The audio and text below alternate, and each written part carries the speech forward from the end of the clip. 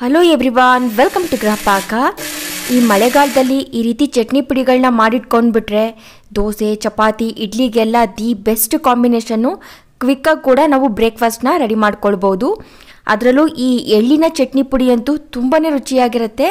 ಹಾಗಿದ್ರೆ ಹೇಗೆ ಮಾಡೋದಂತ ನೋಡ್ಕೊಳ್ಳೋಣ. ಮೊದಲಿಗೆ ನಾನಿಲ್ಲಿ ಈ ಕಪ್ ಅಳತೆನಲ್ಲಿ ಒಂದು 3/4 ಕಪ್ನಷ್ಟು ಬಿಳಿ ಎಳ್ಳನ್ನು ತೊಗೊಂಡಿದ್ದೀನಿ. ಇದು ಕ್ಲೀನ್ ಮಾಡಿರೋ ಅಂಥ ಎಳ್ಳು. ಆದಷ್ಟು ಕ್ಲೀನಾಗಿಲ್ಲ ಅಂದರೆ ಸ್ವಲ್ಪ ಕ್ಲೀನ್ ಮಾಡಿಕೊಂಡು ಉಪಯೋಗಿಸ್ಕೊಳ್ಳಿ. ಸ್ವಲ್ಪ ಚಟ್ಪಟ ಅನ್ನಬೇಕು, ಹಾಗೆ ಲೈಟಾಗಿ ಅದು ಹುರಿದಿರೋ ರೀತಿ ಕಲರ್ ಚೇಂಜ್ ಆಗಬೇಕು. ಅಲ್ಲಿವರೆಗೆ ಇದನ್ನು ಹುರ್ಕೋಬೇಕಾಗತ್ತೆ. ನೋಡಿ, ಇಷ್ಟಾದರೆ ಸಾಕು. ತುಂಬ ಸೀದೋಗೋವರೆಗೆ ಹಾಗೆ ಕಪ್ಪುಗಾಗೋವರೆಗೆ ಹುರ್ಕೊಳ್ಳೋದಕ್ಕೆ ಹೋಗಬೇಡಿ, ಚೆನ್ನಾಗಿರೋದಿಲ್ಲ. ಇದನ್ನು ಒಂದು ಪ್ಲೇಟ್ಗೆ ಹಾಕ್ಕೊಂಡು ಪಕ್ಕಕ್ಕೆ ಎತ್ತಿಟ್ಕೊಳ್ಳೋಣ. ಈ ಕಡೆ ಅದೇ ಪ್ಯಾನ್ಗೆ 1 ಟೇಬಲ್ ಸ್ಪೂನಷ್ಟು ಎಣ್ಣೆ ಹಾಕಿ ಬಿಸಿ ಮಾಡ್ಕೋಬೇಕಾಗತ್ತೆ. ಹಾಗೆ ಎಣ್ಣೆ ಬಿಸಿಯಾದ ನಂತರ ಹುಣಸೆ ಹಣ್ಣನ್ನು ಹಾಕ್ಕೊಳ್ತಾ ಇದ್ದೀನಿ. ನಾನಿಲ್ಲಿ ಒಂದು 1/4 ನಿಂಬೆ ಗಾತ್ರದಷ್ಟು ಹುಣಸೆ ಹಣ್ಣನ್ನು ತೊಗೊಂಡಿದ್ದೀನಿ. ಇದಕ್ಕೆ ಒಂದು 6ರಿಂದ 7 ಎಸಳಷ್ಟು ಬೆಳ್ಳುಳ್ಳಿಗಳನ್ನು ಹಾಕ್ಕೊಂಡು ಎಣ್ಣೆನಲ್ಲೇ ಇದನ್ನು ಬಾಡಿಸ್ಕೋಬೇಕಾಗತ್ತೆ. ಹುಣಸೆ ಹಣ್ಣು ಚೆನ್ನಾಗಿ ಫ್ರೈ ಆಗಿದೆ. ಇವಾಗ ಇದನ್ನು ತೆಕ್ಕೊಳ್ಳೋಣ. ಇನ್ನೊಂದು ಸ್ವಲ್ಪ ನೋಡಿ, ಬೆಳ್ಳುಳ್ಳಿನೂ ಕೂಡ ಬಾಡಿಸ್ಕೊಂಡ್ರೆ ಅದು ಕೂಡ ರೆಡಿ ಆಗಿಬಿಡುತ್ತೆ. ನೋಡಿ, ಇಷ್ಟು ಕಲರ್ ಚೇಂಜ್ ಆದರೆ ಸಾಕು. ಸೊ ಇವಾಗ ಅದೇ ಎಣ್ಣೆಗೆ 1 ಹಿಡಿಯಷ್ಟು ನಾನು ಕರಿಬೇವನ್ನು ಹಾಕ್ಕೊಂಡಿದ್ದೀನಿ. ಇದು ಕೂಡ ಗರ್ಗರಿ ಆಗಬೇಕು. ಈ ರೀತಿ ಕೈನಲ್ಲಿ ತೊಗೊಂಡು ಪ್ರೆಸ್ ಮಾಡಿದ್ರೆ ಈ ರೀತಿ ಪುಡಿ ರೀತಿ ಆಗಬೇಕು. ಇಷ್ಟಾದರೆ ಸಾಕು. ಇವಾಗ ಇದಕ್ಕೆ ಒಂದು 1/4 ಟೀ ಸ್ಪೂನಷ್ಟು ಇಂಗು, ಹಾಗೆ ಒಂದು 2 ಟೇಬಲ್ ಸ್ಪೂನಷ್ಟು ರೆಡ್ ಚಿಲ್ಲಿ ಪೌಡರ್. ನಿಮ್ಮ ಟೇಸ್ಟಿಗೆ ತಕ್ಕಂತೆ ನೋಡಿಕೊಂಡು ಖಾರನ ಹಾಕ್ಕೊಳ್ಳಿ.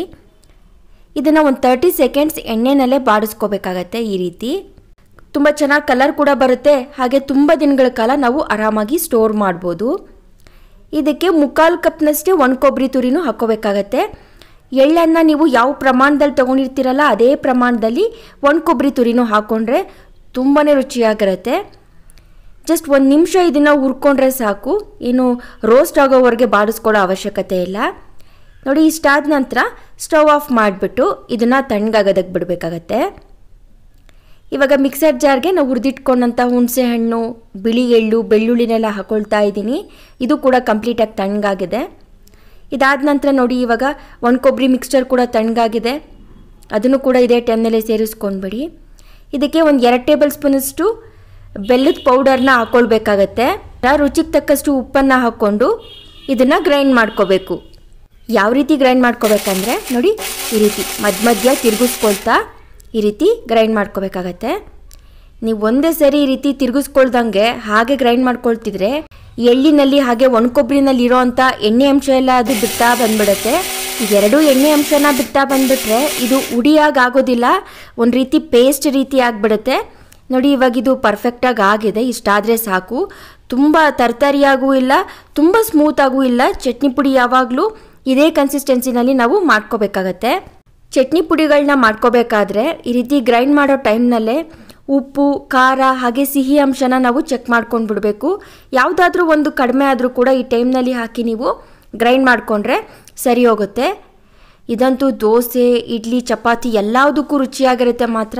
ಹಾಗಿದ್ರೆ ಈ ರೆಸಿಪಿ ನಿಮ್ಗೆ ಇಷ್ಟ ಆಗಿದೆ ಅಂತ ನಾನು ಭಾವಿಸ್ತೀನಿ. ಇಷ್ಟ ಆಗಿದ್ರೆ ಒಂದು ಲೈಕ್ ಮಾಡಿ, ನಿಮ್ಮ ಫ್ಯಾಮಿಲಿ ಆ್ಯಂಡ್ ಫ್ರೆಂಡ್ಸ್ ಜೊತೆ ಶೇರ್ ಮಾಡಿ, ನಮ್ಮ ಚಾನಲ್ಗೆ ಸಬ್ಸ್ಕ್ರೈಬ್ ಮಾಡಿ. Thank you so much for watching.